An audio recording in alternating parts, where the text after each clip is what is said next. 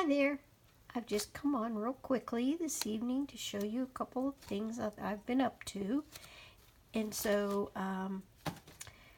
first thing I did was I did some coffee dyeing, and I have some gauze here that I got, and it was white, and so I coffee dyed it, took it all apart, and coffee dyed it, and so I'm really happy with that. That's going to be fun on projects and whatnot and so forth. And it smells yummy too. So I coffee dyed some gauze. I just use really strong instant coffee and in real hot water, and put it in a kind of a shallow dish, and then there's a red fiber on there. Oh well, it's still on there. Anyway, I put it in a real shallow dish, and sorry about that, and then just let it sit in there for a little bit and squeeze it out and let it dry. So there's some gauze that I did. Oh, there's a couple pieces of other pieces of different kind of gauze that I also threw in there and coffee dyed. So there's that. I coffee dyed some laces. I had not had any up until this point in time. Maybe I should put this on white so you can see it better. Let's see. Yeah, that might be a little better. I had not had any coffee dyed laces, so I just took a bunch of my laces and coffee dyed them. I think they turned out really cool.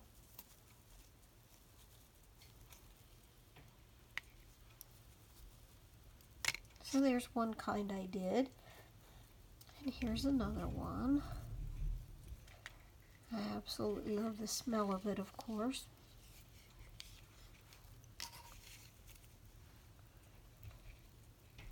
And I think they turned out, like I said, I think they turned out pretty good.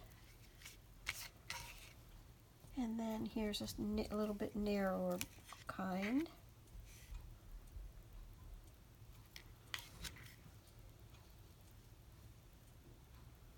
I can smell the coffee. It smells so good.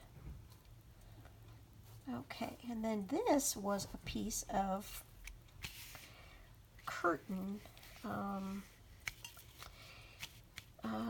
My daughter-in-law has curtains outside on her screened-in porch, and she has these gossamer kind of floaty curtains, and this was her set that was not good anymore. They had fallen apart. She got a new set, so she gave me a piece of curtain and fabric, and so that's what this is that I coffee dyed.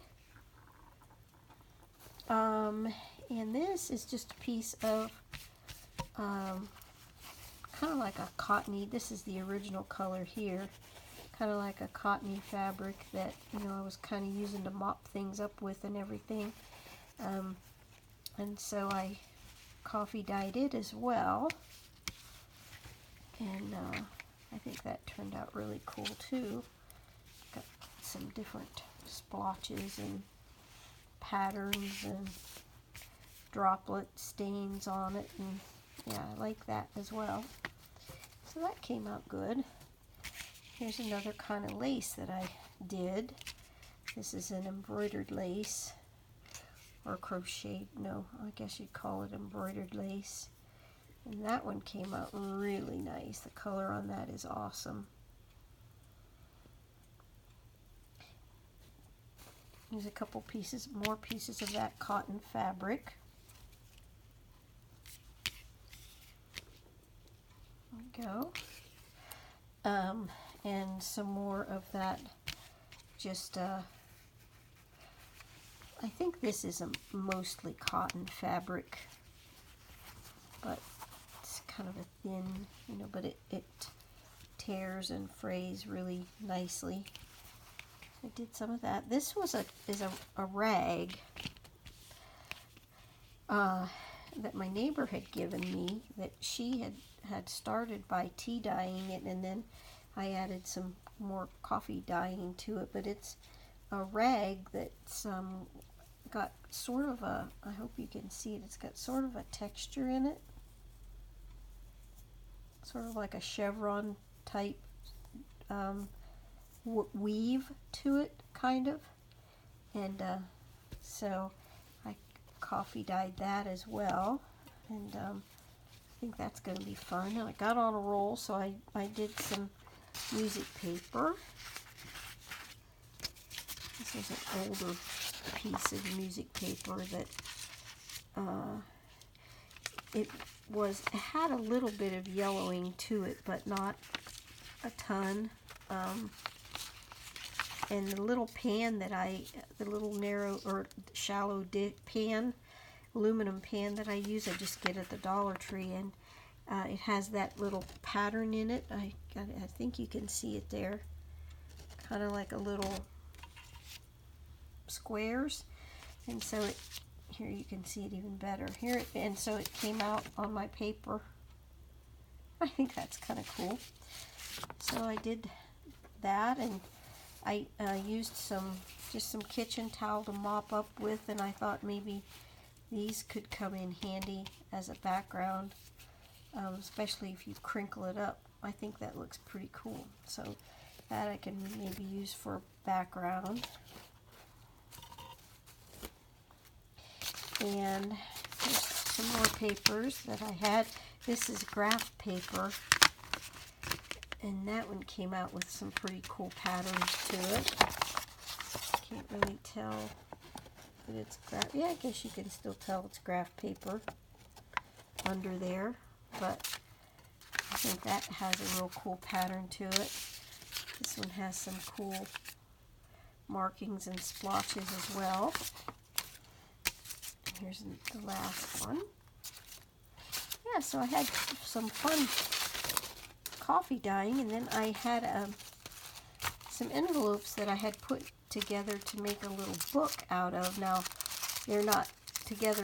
I just folded them to, the right size, I guess, so that they all fit nicely inside one another to make a little booklet out of. And I decided I would coffee dye those as well and grunge them up. So yeah, they came out pretty cool too, I think. So that one's upside down. I'll have to fix before I actually stitch it together. But yeah, those came out good. Smell yummy. And so anyway, I'm going to make a booklet out of that. I don't know what it's going to be yet, but I'm going to make a booklet out of it. And then this I'm really excited about. This is something that Amy, who is Aljon on YouTube, and I will leave the link to her video and her channel in the description box below. And this is something that she made, and I'm not sure what she exactly called it, but what it's made of is double-sided tape, and it's this wide. I think mine's like 2 inches wide, and she got her double-sided tape at Walmart, and it was a heavier duty tape than this, but this is double-sided tape as well. And you just take the one side off, and then now Amy had put pretty fabric and with lots of colors and all kinds of things on hers, and you'll see her do it because there's nobody that can teach you better than Amy. And so I will, like I said, leave the link, but this one is mine, and of course mine had to be grungy. So so what you do then is you can cut this apart. I left some of mine, like loose, flopping up, but the sticky part of the tape is all stuck. This is from an old book. These are, believe it or not, dead hydrangea blossoms. This is just some thread, just random fibers, some book page, some music page. This is another like a a kitchen towel thing that I had coffee dyed and then stained a little bit more with some ink. Then these are painty papers that I put here, and you can see some of it is flapping up. That might not be all the way stuck. I'll have to make sure that sticks down. But this is just painty papers on the end here. But yeah, it was really fun to do. You know, some things that Amy shows us and teaches us, I always save them, and I say to myself, yep, someday I'll do that, you know, and I have how to do it and what I need to use and everything. And then other things you just have to do like now. You just have to do it immediately. And so that's what this was. I just had to do it. So thank you, Amy. I can't wait to use it on something. I'm not sure what yet, but I will use it. And then I was also practicing a little bit with my watercolors. This is a little watercolor book that I think I got at, I don't know, maybe it might look, it kind of looks like I might have got it at Tuesday Morning, I don't know. But, and it has really nice watercolor paper in it, a little piece of painter's tape there just in case it bled through. But I was practicing just, you know, doing my watercoloring. And I have some shimmery watercolors that you can see that my flowers are shimmery and the background is shimmery. Some of the clouds are shimmery as well. Some of the butterfly is too. But I was practicing, and this is, I made a promise to myself that I was not going to use one other medium at all, except for watercolors, and so this is all watercolor. I had an awful lot of fun doing it. I don't know if I learned anything, but I've recently purchased a book about you know, watercolor techniques, so hopefully I'll learn something from that. But that was my watercolor that I did, and I wanted to share one thing that I purchased, a purchase or a haul or whatever you want to call it, just a little tiny one. But these are the Reeves mixable oils. These are oil colors that you can mix with water and clean up with water. So I wanna experiment with those and try those. They're supposed to be more vibrant and have more body to them, so to speak, and that kind of thing. So I'm anxious to try those and see how they do. And then one last thing, and excuse me, I'll have to reach real quick here. Forgive me for this. I should have had it ready. I just wanted to share with you my daughter-in-law's Mother's Day card that I made her. And so now this I did completely with colored pencils. Well, I shouldn't say completely, but this is no watercolors, but this is all colored pencil and marker. And what else did I use? Some Stabilo, a little bit on here. Stabilo all pencils. I didn't use any glitter pens or anything like that. My daughter-in-law is not real fond of glitter and that type of thing. So, but this is the card that I made for her, and I didn't write in it yet, but the verses, and it just says Happy Mother's Day on the inside. So there you go. That's some of the things I've been up to really, really quickly, and I say really quickly, and I'm at 14 minutes. So I will say, I found these also. I wanted to show you these. I found these at Family Dollar. No, Dollar General. No, Family Dollar. I always get those two mixed up. Family Dollar, and it says right on them, I hope I can get focused in.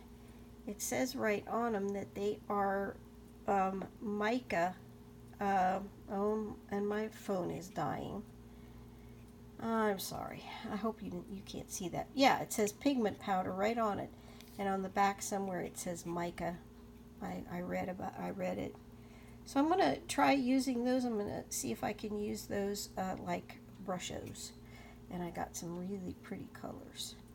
So they were really marked down a lot, so I picked up 4 of them. And like I said, I got some really pretty colors. So there you go. If you have one of those stores near you, you might try to find them. It's LA Colors, which we use a lot anyway for the pigment, but they're little pots of them. So I thought maybe they'd be easier to use and whatnot. So, all right, guys. I kept you long enough today, and it was great to talk with all of you. And until I visit with you next time, God bless you. Bye-bye.